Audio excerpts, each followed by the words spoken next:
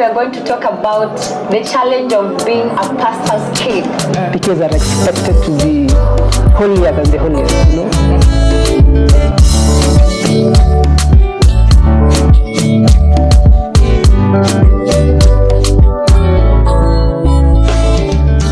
Hi guys, welcome back to a discussion at Word of Faith Church Ruiru. I'm encouraged today to have a very special guest with me, and he's one of us in the church. He's going to introduce himself. My name is Sam. I'm a born again Christian, and I'm proud to be born again. I fellowship in this church, Word of Faith Church Ruiru, and I'm so blessed. Yeah.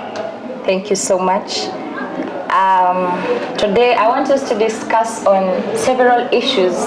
He's one of us in the youth department, and majorly we are going to talk about the challenge of being a pastor's kid, because we are many out here. Personally, I'm one pastor's kid, but we have challenges that we face, and today I want us to address them together and discuss on the issues that challenge us as we deal with our life as pastor's kids. So you can just tell me something about how is it being a pastor's kid? Yeah, so being a pastor's kid, I'll use the term PK. You're being a PK, it's so exciting actually. It's a very happy feeling, you know, because you have your parents as your role model. You know, you have your parents as your mentors. You know, specifically, or let me say it, specifically spiritually, you have them as your role model. You know, you have someone who is there. You know, your mom, your dad who is there, and you know what they're doing in ministry, how they're living their lives. I know you can easily follow. You know, you can easily like look up to them and see this is how I should live my life.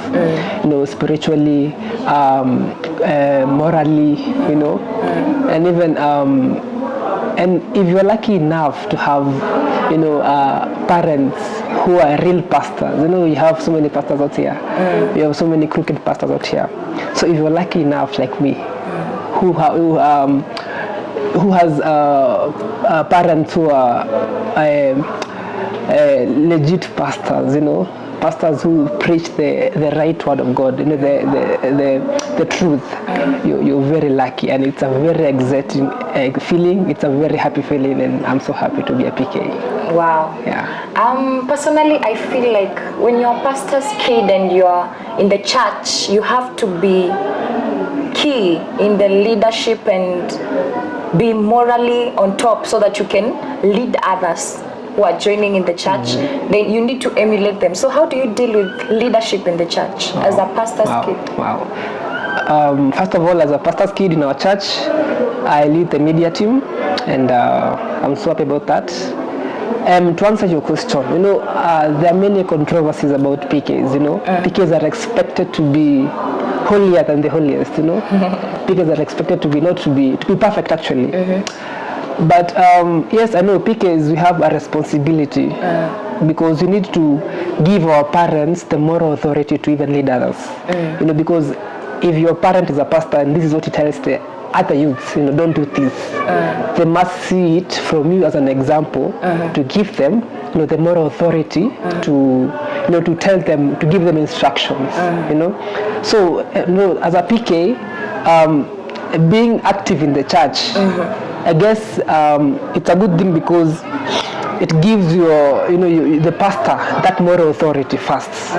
Actually, it gives the pastor that moral authority, who is your parent, to, you know, to pastor the church. You know, it gives him a leeway for ministerial work.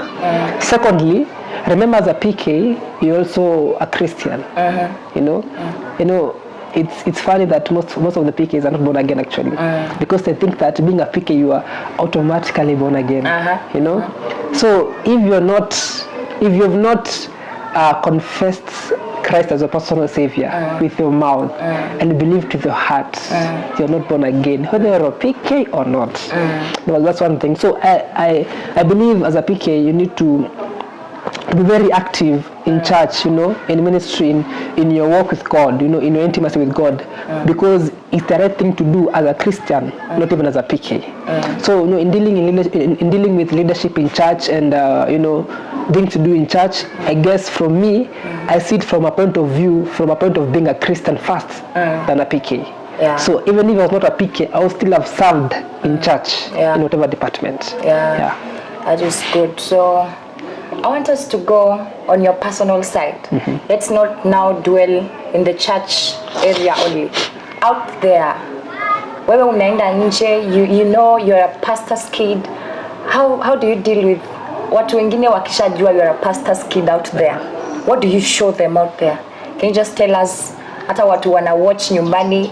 I know they are subscribing to our account today because they will understand how to deal with life as a pastor's kid. We are in campus, so how do you deal with that in school? Watu wanasema tunaenda sherehe. How do you deal with it? You're a pastor's kid. What do you tell them as a pastor's kid in school? Oh, nice. So, personally as a PK, first of all, I'm very proud to be a PK. Actually, I always tell my friends I'm a PK. I always tell my friends that my parents are pastors, that I'm so proud. Secondly, I guess the easiest way for you as a PK, for those PKs who are watching, what I can tell them personally from a personal experience, because as for me, I got born again on 17th of January 2020. Wow. Yeah, and it's like 4 years ago. And I've been a PK for almost 14 years. Wow. But the real revelation about salvation, I got it 10, and that's when I got born again. So the easiest way as a PK to handle all these criticisms, PK should be like this. Umesikia hii phrase ya watu wa pasi, mtu wa pasi anapiga sherehe, mtu wa pasi anafanya hivi, na mtu wa pasi. So you are like easily judged. So I guess the easiest way for you to avoid all these things, just first of all, be born again and live right with Christ. Wow. Because you won't be ashamed. You see, just like the way we say you're not ashamed of the gospel of God. Yeah. Like you won't be ashamed of being a PK. Because you know your ways with God are right. So actually, you would be found in ungodly places, First of all, as a Christian, as a born again Christian, you won't be found in ungodly places, And again, secondly, I'm so lucky because my parents are the best parents I've had because of the word they preach to us in our church, And from that, a lot of insight, I've gained a lot of insight, even from, being a member of this church and being a part of their lives as a family. I've gained a lot of insight and a lot of wisdom. And I can say also our parents who are PK, sometimes wazazi wetu wanakuanga like they are very harsh. PK lazima ufanye hivi. It's like they want to portray a picture of themselves through you. So they are inclining you to ascribe to a certain way of living. That is not your way of life. That's unapata mapike wengi wamesaa restoria church and that. Yeah. Because kama wanaforsiwa kuishi hivi na kuishi hivi. But wazazi wetu pale hivi wanafaa kuwa understanding. Yes, as we play our part of giving you the moral authority, hata nyinyi mnafaa mtuelewe, we are still like the other people. Msi to judge kama tumekosea. We are not perfect. We are still human beings. So but personally I can say this journey of being a PK is so exciting. I've been exposed to a lot of things, a lot of people. I've known a lot of people. My dad is a leadership teacher, lecturer, so I've been exposed to a lot of trainings here and there. So this journey is a very exciting journey, and I'm so proud of it. How does you being a pastor's kid affect your relationship with people who are surrounding you? Being a PK, nikiambia, for example, nikuja niambie msee ama mbogi yangu huyu ni PK, wanajua automatically, and they see my stand, they see that this guy is a godly person, this is his stand. Automatically kuna penye hawataniita, because wanajua hapa sifai kuwa. So it's very easy, being a PK. Actually, that's why I'm very proud of being a PK, because it makes your life kinda easy, salvation journey easy, because kutakuwa na distinction, kutakuwa na distinction between those who like want to be your friends because of who you are, because of your work with God, and those who don't. So it's very easy. Like most of my friends are church friends. Mabeshte wangu wengi ni wa church. Mabeshte wangu wengi, almost everyone. So so I can say being a PK imenisaidia sana kujitoa kwa watu wenye hawafai kwa maisha yangu. And also being a PK imenisaidia pia kuinfluence wase. Like I have my friends wenye najua nime-influence through who invite church. Waambie wase come to Nivyo church and all that. Like come church Mungu anaongelesha and then maybe they change their ways ama nini. Yeah. So I have friends from all sides, but most of my friends are church friends, and even out wengine pia me were influenced, and I'm so happy about that. Yeah, that's why forever being a PK will be very exciting to me, and I'm so proud of being a PK. Wow. Yeah. So our last question would be, you're a role model by yourself. So how are you able to sustain Christianity? How are you able to sustain the passion of God in you? How are you doing it? Are you praying? Are you fasting? Are you hungry for God? How do you do it as a pastor's kid? You can just tell us how to deal with that so that we will not lose our love for God. That's a nice question.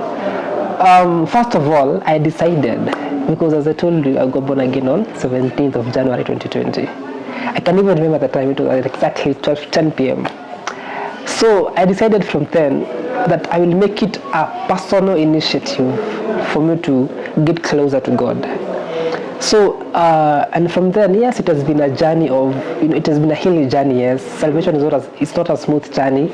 But, from the word go, as in, I made it an intention that this journey of salvation will be mine and God's, So, from that, I've been able to, make it a very personal encounter with God. And it has helped me to shape up my life in a way that pleases God. And through that, every other person in our church sees that this guy is working in the right ways of God, And when tunaambiwa tu salvation is not a work of perfection. We are in this journey of yearning to be like Christ. So mapike huku nje si perfect. Mapike hatuko perfect. Hatuko na PK anapiga sherehe usimlaumu manze, muombe. Napata revelation manze, because being a PK manesho umeokoka instantly. So the way I deal with because I'm a role model. I know I'm a role model in our church. And the way I've made it, I know God has made it very easy for me because He has given me the revelation to make it a very personal initiative, salvation, a very personal initiative. And that's why, it's so automatic. I get along with people very well in our church. I have a lot of brothers and spiritual brothers and sisters.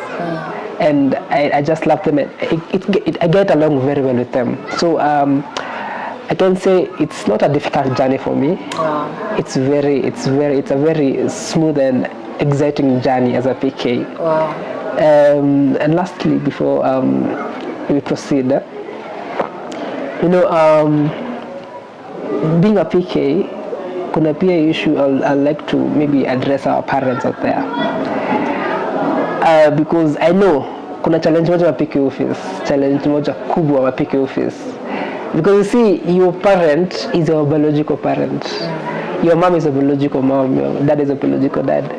But again, they are spiritual parents to many spiritual sons and daughters. So, kuna hiyo balance, some parents, because we have had many PKs meetings and people are complaining that wazazi wao hawajui kubalance, biological sons, spiritual sons, the spiritual son is kind of taking more of the biological son, So, to our parents of that, with love, they should maybe try and put every person in their place, If it's a biological son, you ni familia, you ni mtu wako, ni familia. Spiritual sons there, your spiritual sons, So because because PK, unapata na PK wengi, that's why we are easily judged. Unapata PK ni kama cha church. because of some these issues unaona, like kama nimekuambia your parents placing not having a distinction between the spiritual and biological sons, and also the fact that we are expected to be perfect, yeah, but as a part in short, manze, I'll tell all the PKs out there, first of all, get saved. Okoka kwanza.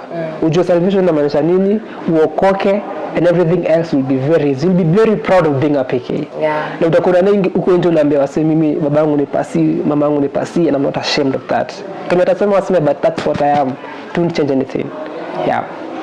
Wow. Thank you so much for agreeing to come and discuss it. That it's not easy to agree to be in such an interview, but thank you so much. Thank you for those who have viewed. Thank you because you are subscribing, and stay tuned for our next episode.